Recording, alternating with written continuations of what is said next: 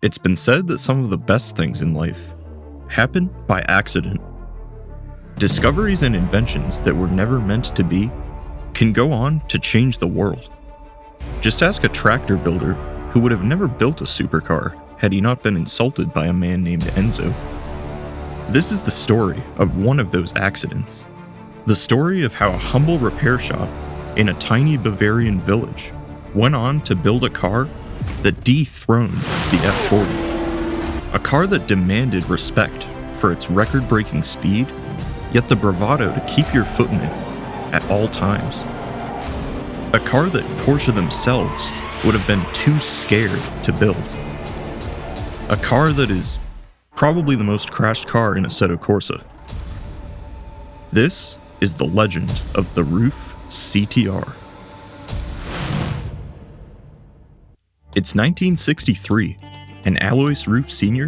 is enjoying a drive in his self-built tour bus, when suddenly, out of nowhere, a Porsche 356 passes him, loses control, rolls twice, and ends up in a ditch.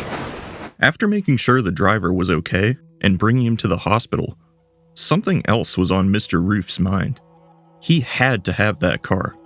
So a couple of days later, he bought it and fixed it at Auto Ruf, his repair shop and restoration business. As soon as it rolled out of the shop, it turned heads. The car's once totaled, intricate metalwork was perfectly reconstructed by Ruf, and the shop's local reputation skyrocketed. Auto Ruf was a shop that wasn't afraid to take on any job and do it right. But that was only the beginning of Ruf's lasting legacy on the Porsche brand. About a year later, Alois Ruf Jr. was on the Autobahn with his father, when yet again, Alois Sr. was overtaken by a Porsche. But this one was special. Through the rain and unmistakable engine noise, Alois Jr. was barely able to make out a car he'd recognized only from magazines. The brand new Porsche 901 being put through its paces, a car that would later become known as the legendary 911. Ruf said himself that it gave him goosebumps, and from that moment forward, he had found his passion in life: Porsche. When Alois Ruf Sr. unfortunately passed in 1974, Alois Jr. decided to continue his father's legacy while shifting Auto Ruf's focus toward his calling. But he wasn't just going to fix Porsche cars. He was going to give enthusiasts what they wanted: less creature comforts and more speed.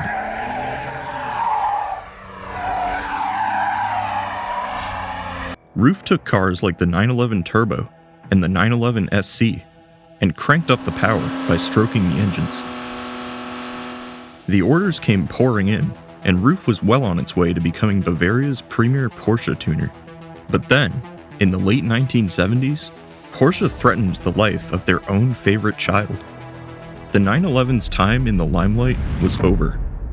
Rams ist der 928, der guter Porsche-Tradition entsprechend mit dem 928S einen noch sportlicheren Bruder erhalten hat. The 928 was sleek, modern, powerful, and not what the people wanted. An air-cooled flat six mounted in the rear of a timeless body design was to be replaced by a water-cooled V8 mounted in the front of a googly-eyed wedge. It was a luxury grand tourer, more fit for a dentist than a self-proclaimed wheelman. Although the decision to axe the 911 was quickly reversed by public outcry and strong sales figures, it was the very thought of losing a car so beloved that pushed Alois Jr. to stick with the 911 and make it even better. Hence the Ruf BTR. No, BTR didn't stand for better, although it probably should have, because that's exactly what it was: a better 911 Turbo. The car had more displacement, more power, numerous interior improvements, and custom bodywork built from the shell of the car up. But the biggest upgrade was a custom Ruf-engineered 5-speed gearbox. An extra gear and custom ratios cut down on the unpredictable kick in the pants, characteristic of the original 4-speed Widowmaker's turbo.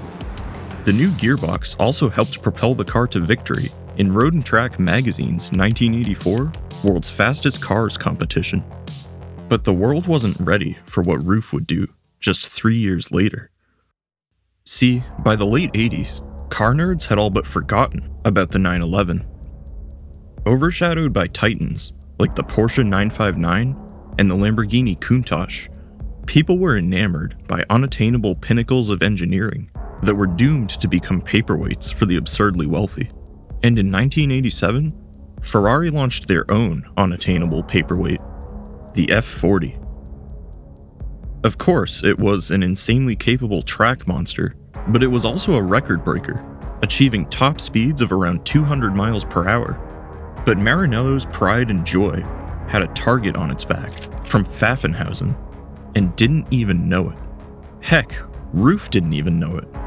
Alois Jr. was invited back to Road and Track's Fastest Cars competition in 1987 and tested his new creation's top speed for the first time on the way there.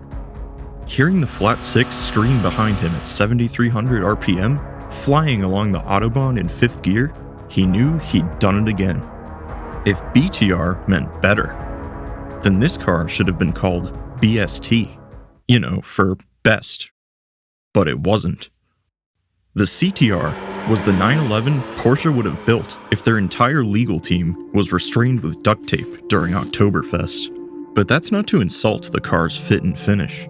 Every detail was meticulously perfected by hand, with pure speed as the only guiding principle. Ruf began with the 911 Carrera over the 911 Turbo because it was lighter and also had a slightly better drag coefficient. The doors, hood, and engine cover were replaced with aluminum, while custom-designed fiberglass bumpers capped off the car's ends for a curb weight of just over 2,500 pounds. And if we know Mr. Ruf by now, we know he couldn't leave the engine alone. The flat six was bored out from 3.2 to 3.4 liters, and if the BTR only had one turbo, then why not two for the CTR? A parallel twin-turbo setup with intercoolers tucked in the car's rear arches made for a beautifully symmetrical work of modern art that doubled as an engine. Power output was reported at a respectable 463 horsepower, but much like the Japanese gentlemen who were overly humble about what their engines could do, the CTR's actual power was estimated at somewhere in the 500s, in a car that weighed about the same as a current-gen hardtop MX-5 in the 80s. Upgraded suspension, 13-inch brakes, Ruf's custom 5-speed gearbox, and a fully integrated roll cage finished out the highlights of the car and made its track-dominating intentions clear. So speaking of that, let's get back to the track, where the officially untested CTR was gearing up to obliterate the competition. Anyone who was anyone in the supercar business was there that day at Volkswagen's Ihre Lessien test track. Porsche had the 959, Lamborghini brought out the Countach, and Ferrari rolled up in the Testarossa. Yet sharing the track with these Goliaths was what appeared at a glance to be an ordinary, bright yellow 911. Noting the car's stark contrast against the overcast skies, a photographer christened the car Yellowbird, an unofficial nickname that would follow the car forever. And it was a fitting one at that, because the CTR flew. Of the 9 cars invited to the test, only 2 managed to break 200 miles per hour. The first was the Koenig RS, another tuning shop built twin-turbo 911 that hit 201. Impressive enough, until the CTR bested it by 10 miles per hour. 211 miles per hour in a production car is impressive by today's standards, but in 1987, it was enough to make people lose their minds. Suddenly, the F40 was stripped of its title, and all eyes were on the Yellowbird, which went on to hit 213 miles an hour at a Nürburgring test the following year. But top speed isn't everything, and you'd be silly to think that Ruf didn't know that, so they decided to double down on their newfound notoriety. Back in 1989, the way you told your car's story to the public was with a boring company presentation, but Ruf wasn't a big, boring corporation. Automobiles built by Ruf have a very special reputation all over the world. And if you ask us why that is, we can only answer because we're fools for cars.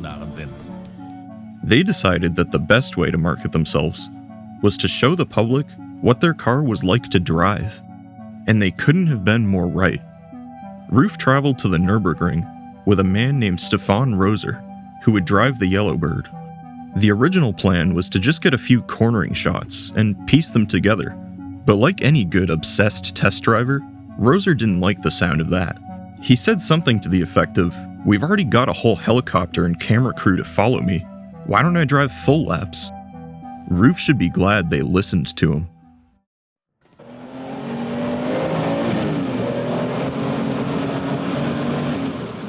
Roser didn't merely drive the car around the green hell.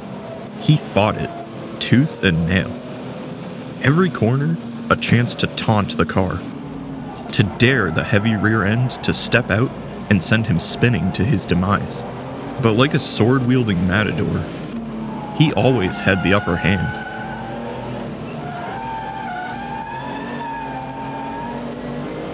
Was it the fastest way around the track? Probably not. But that didn't matter. Nobody had ever made an automotive film so captivating. Viewers feared for the man's life, but yet couldn't look away. Fascination on the Nürburgring was the final piece of the puzzle that blew up demand for the CTR globally. A car that held the production car top speed record and was meant to be driven like a maniac for a fraction of the cost of the F40? Sign me up. But to anyone who said that, the response was, good luck getting one. Only 29 of the original CTR were built from chassis that Ruf purchased from Porsche, while it's estimated that another 20 or so were converted from customer Carreras. But judging by the skill required to keep one in check at the limit, the low production numbers are probably a good thing. So where did the CTR take Ruf? Well, it's safe to say it was a launchpad for success. Ruf is globally recognized as their own manufacturer and has gone on to produce some of the most impressive and desirable limited production supercars in the world. They've gone from modifying existing cars to developing their own chassis for cars like the CTR Anniversary and the CTR 3. Ruf ownership clubs exist all over the world, and among them, the Yellowbird remains an eternal legend. Funny how life works. Had it not been for one man's misfortune, Ruf might still be building buses, and we may have never seen one of the greatest 80s cars to ever grace the ring.